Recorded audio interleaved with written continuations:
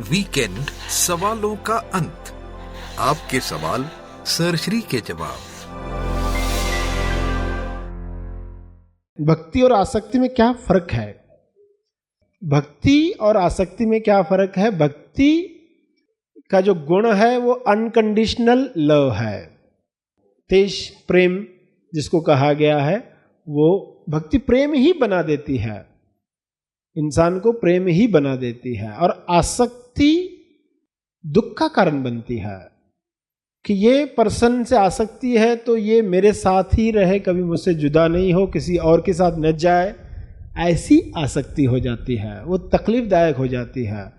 और उस मोह में माँ अपने बच्चे को नहीं छोड़ना चाहती, बच्चे की शादी हो जाने के बाद भी उस आसक्ति की वजह से अपने लिए भी दुख का कारण बनती है, उस बेटे के लिए भी दुख का कारण बनती है, बहू के लिए भी दुख का कारण बनती है।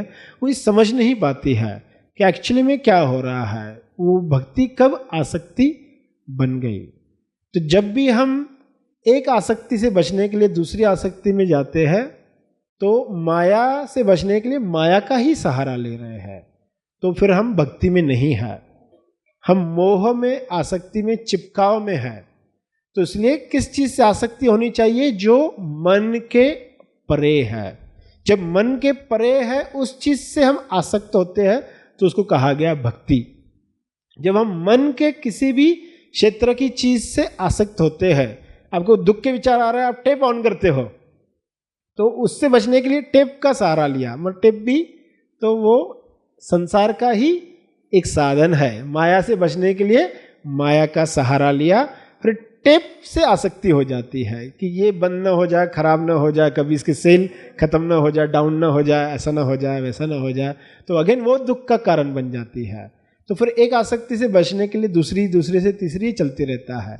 मगर जब हम मन के परे के क्षेत्र में जाते हैं उस चीज से जो परमानेंट है, तो फिर कैसे होता है?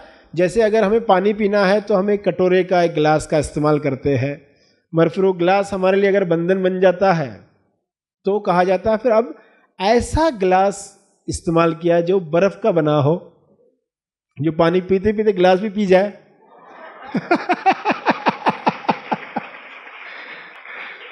यानी जिस चीज का सहारा लिया वही बन जाए, जिस चीज का सहारा लिया वही बन जाए, तो उसको कहा गया भक्ति। जिस चीज का सहारा लिया वही बन गए, तो फिर जुदा होने वाली बात ही नहीं है। कई सवाल ऐसे होते हैं जो बिना एनालॉजी के समझाए जा ही नहीं सकते हैं। कैसे समझाया जाए, ये डिफरेंस कैसे समझ में आए?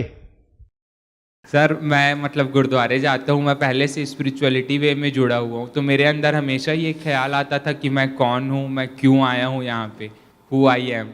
तो मतलब आज यहाँ पे आके पता चला कि मैं कुछ नहीं हूँ। जब पता चला कि मैं तो कुछ हूँ ही नहीं, और मुझे जब अपने आत्मन में जाने का मौका मिला, तेज ज्ञान को देखने का मौका मिला, तो मुझे बहुत अच्छा लगा। और मैं यदि ये सारे संसार को पता चल जाए कि हम कौन हैं, हम क्यों आए हैं तेज प्रेम फैलाने, तो मतलब जितनी भी निगेटिविटी है इस दुनिया से सारी हट जाएगी। Thank you.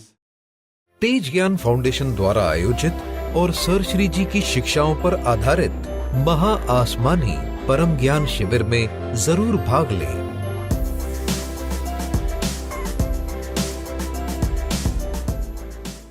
इस वीडियो को लाइक और शेयर जरूर करें। साथ ही अपने अभिप्राय हमें कमेंट करके जरूर बताएं। हमारे हैप्पी थॉट्स तेज ज्ञान और सर श्री तेज ज्ञान चैनल को आज ही सब्सक्राइब करें और लेटेस्ट अपडेट्स सबसे पहले पाने के लिए बेल आइकन को दबाएं। धन्यवाद।